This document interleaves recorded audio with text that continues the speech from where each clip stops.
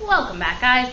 We're going to take a look today at multiple line graphs, very similar to what we're looking at with multiple bar graphs, except now we're using a different type of graph, just another visual way to display the data.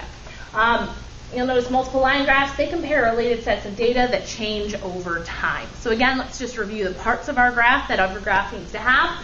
We have our title here, dinner served, so we're looking at restaurants and how many people that they've served dinners to.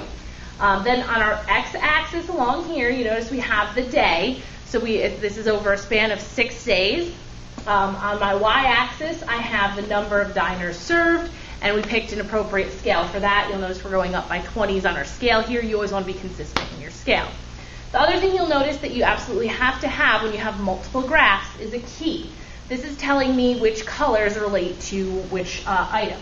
So we're looking at 3 different restaurants on this sample graph here. Pasta Plus, which is in brown, Lou's Lunch, which is in blue, and Gail's Grill, which is in green. So then we can just kind of take a look at them and their growth rates, the differences between them. This is a good way to draw conclusions.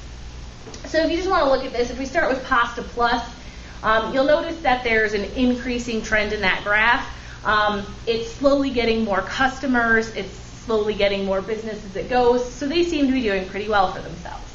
If we look at the blue one, you'll notice they did have a little spike the first week, but then they had an alarming drop in the number of customers there, Lou's Lunch. So that's one that you could draw a conclusion about. Maybe their food's not very good. Maybe the service wasn't very good.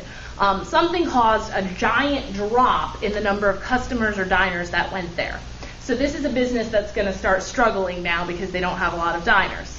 Our last one we can look at is Gail's Grill, and you'll notice they have a very steep upward trend. You'll notice that they jumped up really quickly, about 30 diners in a matter of 1 day. So you'll notice that their trend is going up, and it's going up very quickly.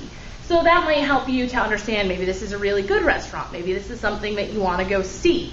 But this is something businesses could use to try and analyze and look at, well, how are we doing in comparison to our competition? What should we do better? Lou's Lunch really needs to come up with a gimmick or something because they can look at this alarming downward trend that could be very detrimental to them. So that you're just looking at them, there are certain conclusions you can draw and things that you can just visually see. You can look at and say, oh, they're not doing good. Oh, they're doing great.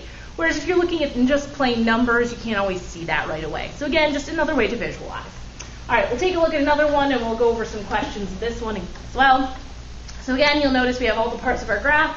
We have our title, the percentage of tables filled. We have our key. We're looking at 2 different restaurants, Shrimpies and Yums. And we're looking at what percentage of their tables have been filled over a matter of weeks. So we're looking at an 8-week time period. We're comparing 2 different restaurants, what percentage of their tables were filled. So the higher the percentage, the more customers you have. So you'll notice my x-axis I have labeled with the weeks as they went by, and then the y-axis we have the percentage, okay? So we just picked a scale, we went up by 10s here, we plotted our points. That's plotting on a coordinate grid. You should be able to do that.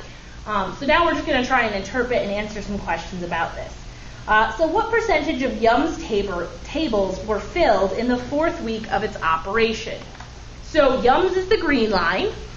4th week, let's go over to the 4th week, up to our green line. It looks like it's directly half in between 50 and 60, so 55% of Yum's tables were filled in week 4. All right. In which week did the 2 restaurants have the same percentage of tables filled? So I'm looking at a point where the 2 lines converge. Here you'll notice the 2 points are on top of each other. If I come down, week 5. In week 5, they had the exact same amount of percentage of their tables filled.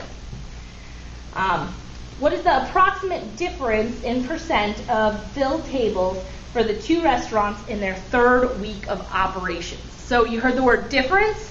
That's saying subtract. What's the difference between these 2 numbers in week 3? So we look at week 3, we run up, and it said estimate, so I'm going to call that 40 and 55. I'd say about 15%. The word about is lovely. It means you can estimate. I don't need an exact number.